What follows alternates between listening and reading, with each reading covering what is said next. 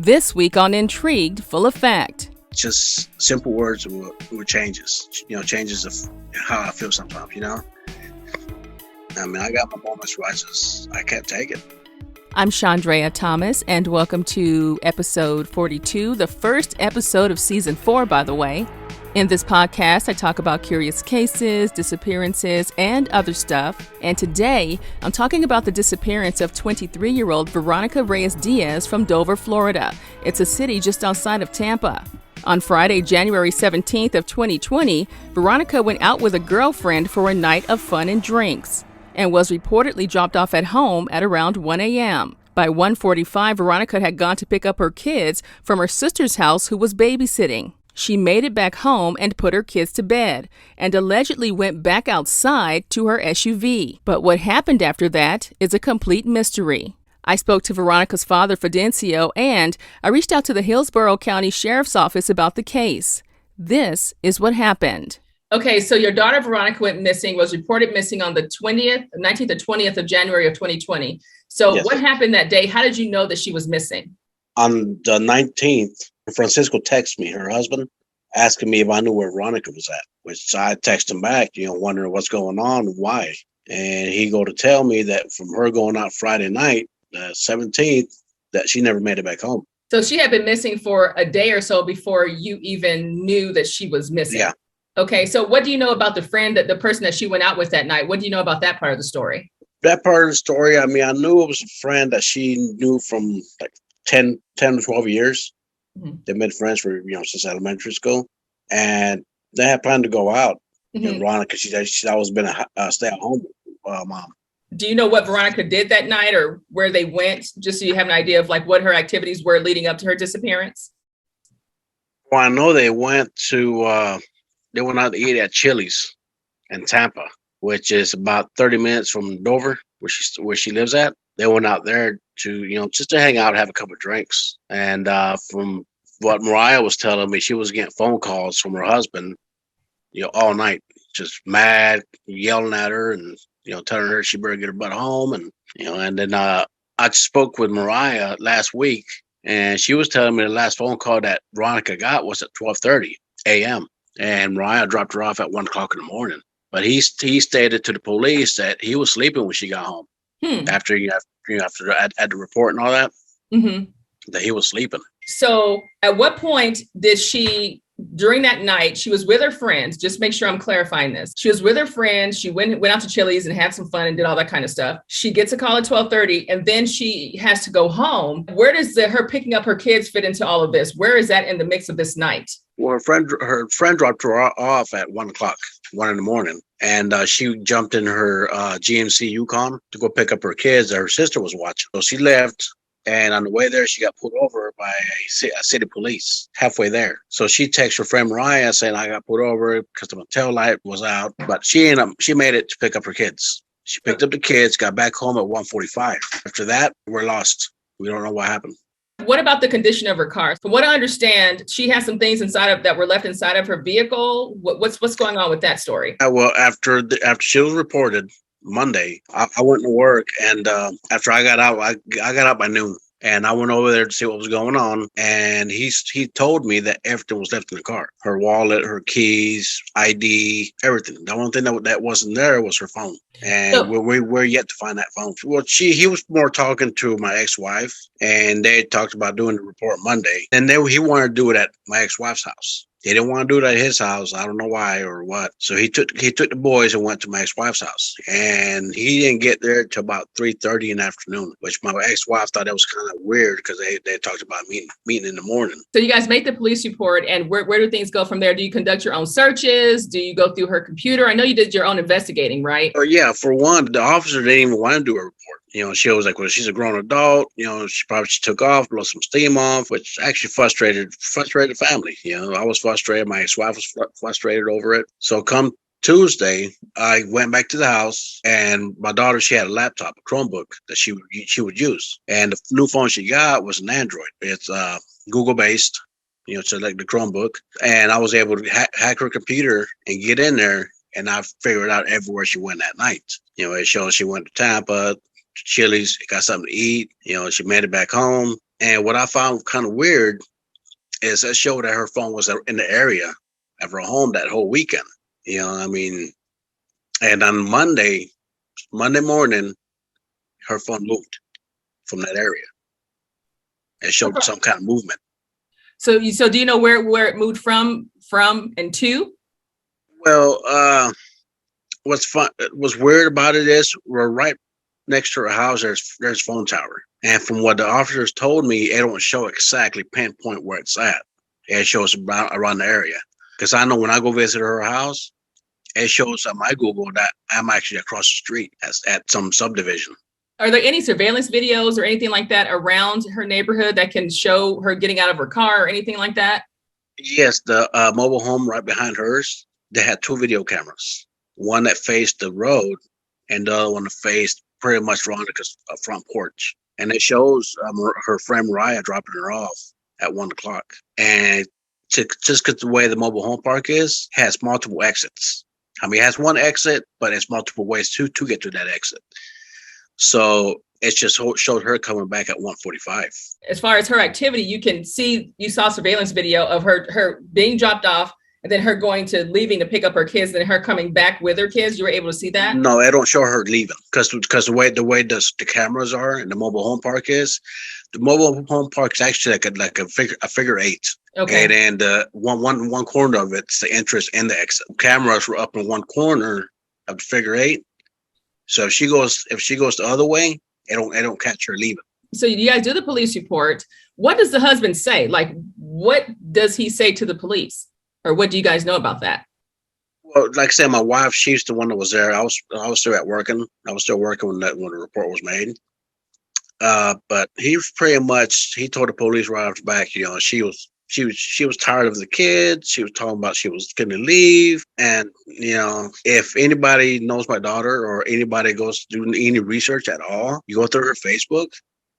She was all about her kids. You know, every picture she posted, and there was about her and the kids. She loved her boys. Especially knowing me and her, we would talk every single day, if not every other day. You know, if it wasn't about the kids, it was something stupid, something just silly, you know. You typically had at least contact with her at least every day or every other day. So there was no time period where she just like disappeared before in the past or anything like that. Well, I mean, back in December, I guess they got into it, her and him. So same thing. She went to my sister's house, her aunt's, and even my sister will tell you, you know, he was calling her like every 10 minutes, yelling at her, you know, when you coming home? You know, just mad. And so after that little meeting they had together with her aunt, she decided she didn't want to go home. She went to her other aunt's house. So he called me the next day. So you know, where she's at, asking me. So I texted her and she gave me a big explanation of, you know, I'm tired of him. I'm tired of being controlled. You know, something has to change. And she just didn't seem too happy. Monday comes, time goes by. Do you guys ultimately start your own searches? You put out posters. What did you do? I mean, aside from the police report, what did you do after that as a family? Well, after you know, Tuesday, I think it was about Wednesday, I got all my siblings together and we said, I told her about it. So, you know, let's do a search because where she lives at, there's actually like a big horse trails where people can go in there where horse is, and there's a couple of ponds in there. I told him, I said, you know, let's do a search. You know, it's a big wooded area. And so I posted a little Facebook, you know, she's missing, and when we want to do a search, which luckily we had over 100 something people show up on that Saturday after she disappeared. We had all kinds of people trying to help. I walked around kind of scared. You know, I was hoping not to find nothing, but just imagine, you know, as a parent, you know, you don't want to find. Have you guys gotten any leads or anything? Like, did the streets say that they sightings of her or anything like that? We got nothing. We got no sightings of her. We got nothing. I mean, you know, like I told the cops, you know, people just don't disappear. I mean, this is real life. You know, people don't just vanish out of thin air. I find it kind of weird that she made it home twice. You know, she made it home, left again, and made it back home. You know, everything got left behind. You know, if she wanted to leave, most women leave. They're taking their stuff with them, their wallet, their ID, you know, some clothes. And I was going to say, like, since she's disappeared, has there been any social media activity, any social security, any bank activity, anything activity-wise with your daughter's identity in any way? No. I mean, I know even when they handed out that tax money or whatever, I think it was last year, $3,000 or whatever. I know the cops, they went looking into bank activity and stuff like that. No, there was nothing. I mean, it's just something happened to her. This is not her. Like I said, me and her would talk every day. She's always been daddy's girl. So what are police telling you about their investigation at this point? They pretty much, I mean, what was it? I think it was last year in September. They pretty much told me they were done. There wasn't anything to do anymore. I mean, that's the last thing I want to hear. When I made contact with the Hillsborough County Sheriff's Office about the case, I was told that the case is still open and active. They also produced their own podcast episode about the case. Especially the police officers, on the missing. Before you even assume and just want to say, she's over 18, she could take off. Do a little investigation before you even automatically assume that. Listen to the family. Listen, to mother, father, go through the social media. Because like I said, on her Facebook, she was all about her kids. And then if you go through there far enough, you see she would post a lot about me. Thank you, Daddy. Thanks for this. Thanks for that. If the cops did their job and investigated a little bit before they're automatically assumed, I'm pretty sure I would have had my daughter a long time ago. We don't pay our taxes for you to assume. And that's the thing, like people say the first 48 is important. It is absolutely critical, that first 48 hours. So how can they just come to the conclusion of they just stop the investigation, or they just said, we're not going to look for her anymore? Pretty much told me if a resident out there or somebody don't find a body and it's her, I won't be hearing from them again. Gotten to the point. Have you taken on maybe a private investigator yourself to maybe see? I looked into them, but somebody that I talked to, they're charging anywhere from $200 to $300 an hour. I mean, I don't have that kind of money. I can afford that. There's no way. Most people can't. That's a lot of money. That's a lot of money. Yeah, especially me. I don't even make that kind of money. I got to work, all week straight, nonstop, pay for one day. Tell me about your daughter. Tell me about her personality, what she's like. You said she was all about her kids. Tell me more about her. She funny? She serious? Tell me about that. Well, Veronica, like I said, she's always been daddy's girl. I remember when she was a baby, all she did was cry when her mom left her and she was with me. And all she was crying. But as she got older, we became a little closer. And she, especially after me and her mom split up, she was all about her dad.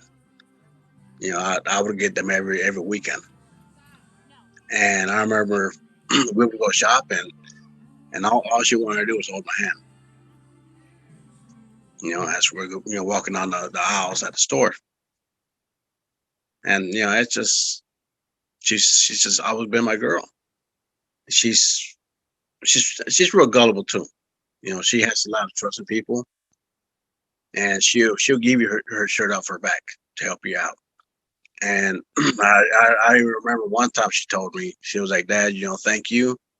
You've taught me a lot. You showed me that I have to take care of myself, look good all the time, and not just for everybody, but for myself, make me feel good. Tell me about your last conversation with Veronica. What did you guys talk about and when was it? Last conversation I had with her was actually on Wednesday, because on my route home from work, she was always, on the route home. I stopped by there Wednesday, and we talked a little bit. I played with my youngest grandson, and she told me, she's like, Dad, there's an adoption going through, because her two oldest boys didn't belong to Francisco, and he was going to adopt them. And, so she told me, she's like, take that day off, which was the following Wednesday, 2 days after, 3-4 days after she disappeared. She said, take that day off. Will you come with us to court and we'll go celebrate, have dinner or something? I told her, I said, yeah, I'd be more happy to, so she sent me a picture of the paperwork to tell me what courthouse is going to be at what time. And that's the last time I had face-to-face conversation with her. Wow. So as far as the relationship, it sounds like it was it was going back and forth. It sounds like, because they might fight a little bit, but then it sounds like he was in the process of adopting her two sons that weren't, because she had 3 kids total, right? So one She with had the 3 kids. husband and then two who were Mhm. outside of the marriage. Did that ever happen? Or I mean, where are the kids now? Yeah, the adoption went through, and he has all 3 of the kids. But I mean, she loved her husband. I mean, don't get me wrong on that. You know, she was a housewife. She cooked him, dinner every night and make sure he had lunch for work. And, she took care of him, took care of the house. But I mean, I guess just like anybody in a relationship, you can push somebody so far where they'll still love you, but, they just don't want it no more. From what I've seen before all this went down, I thought they had a good relationship. But you don't know what goes on behind closed doors until you get involved into that relationship. Which I found out after I did a lot of digging myself, especially talking to her friends also. Well, with that, what did you discover? I mean, I discovered, he had a lot of infidelity. I mean, he had girlfriend after girlfriend. I mean, he was times where he wouldn't come home at all, until 10, 12 o'clock at night. I think my daughter was she knew about it. She got, she was tired of it. You try to make things work as much as you can, but, you don't want to push somebody so far. Tell me about the impact that Veronica's disappearance is having on you, is having on your family. I mean, it's got to be just extremely difficult with having the unknown with everything. How has that been affecting all of you? Being almost 2 years already, I've learned to manage it. And I have my daughter, and I've been able to talk to her like I used to. When I talk about her and the situation, of course, it brings tears to my eyes. I mean, it just things ain't the same anymore. I mean, my daughter, she's pretty much one that started a family. She was my first daughter. She was the first granddaughter. She was the first niece to all my siblings. I mean, she was the firstborn in my immediate family. Everybody's taking a toll on them. They were just married for a year before she disappeared. What do you remember about just that moment of being with your daughter and, on the dance floor? Because that video looks like it's just really, really important, that precious moment for you as a parent. Oh, yeah. I mean, it was wonderful because I know, how much she struggled. Like I said, she had 2 kids from, before she got married with him. And she was a young mom when she had her first kid. She had a lot of struggles. So what would you like to see happen now? I mean, I know of course, you would like to have your daughter back. Of course you would want that. But is there anything that you would like to see happen as far as the investigation or the police or the public or how anyone can help you guys in any way? What gets me is, September when this Gabby disappeared, they reported her missing and stuff. And within 2 weeks, there was a whole search for her. And she was just missing. Same thing, she was a grown adult. But my daughter come missing and, they didn't take it serious till it was, I believe, 2 or 3 months later. So when they finally seen that, it was serious.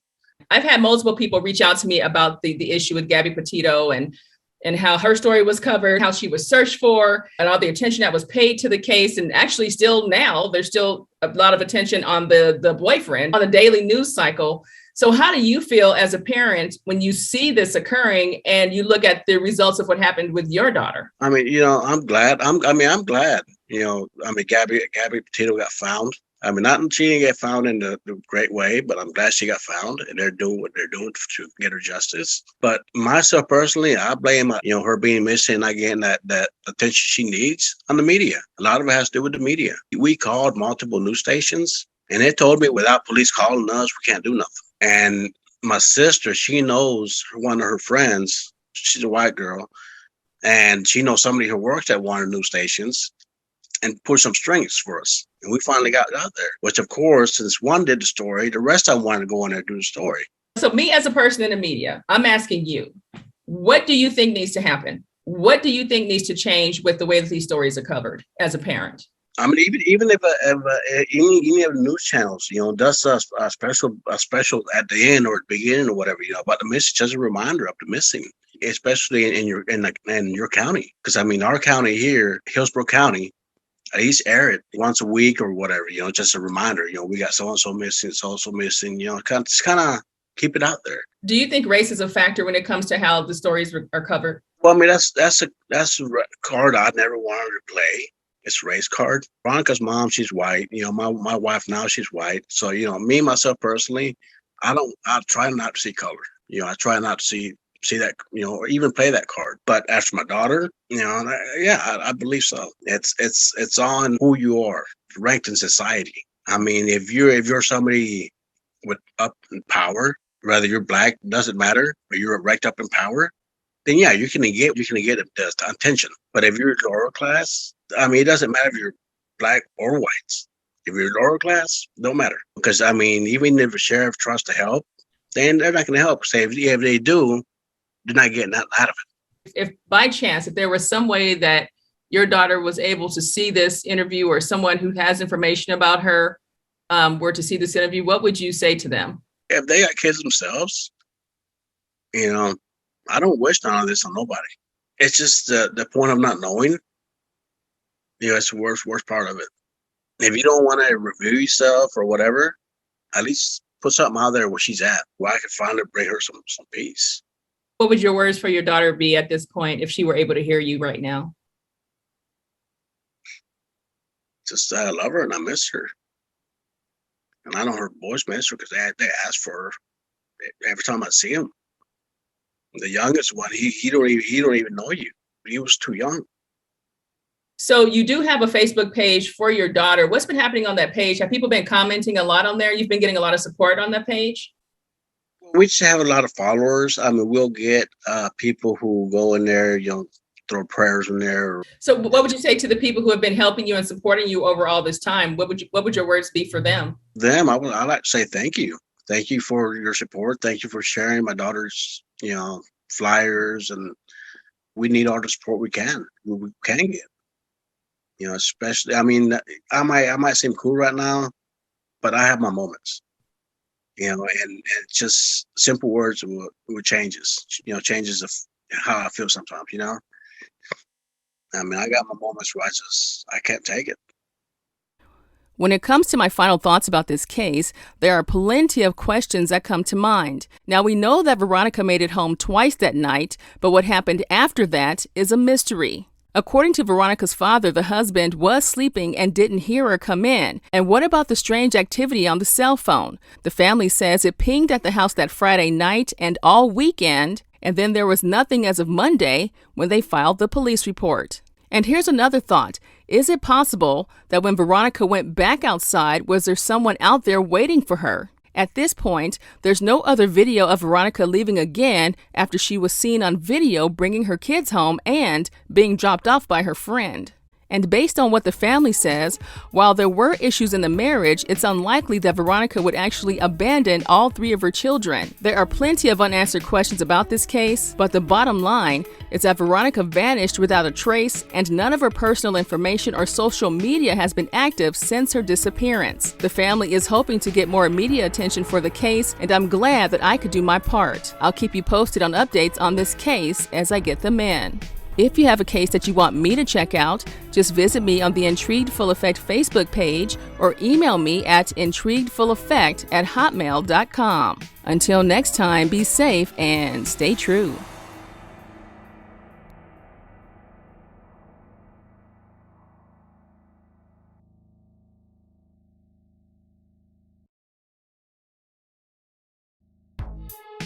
The views, information, or opinions expressed during the Intrigued Full Effect, Curious Cases, Disappearances, and Other Stuff podcast are solely those of the individuals involved and do not necessarily represent those of the host.